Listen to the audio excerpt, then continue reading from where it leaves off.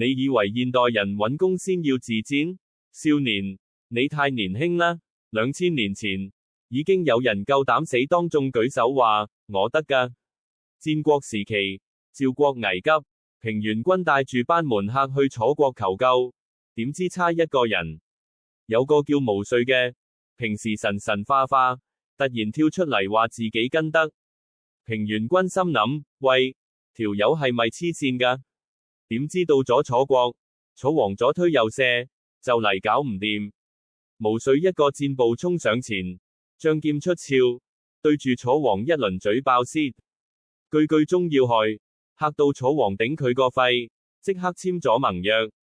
呢個毛遂真係好撚勁，睇下，有時唔使等機會，自己創造機會，主動出擊，可能就係你人生嘅轉捩點。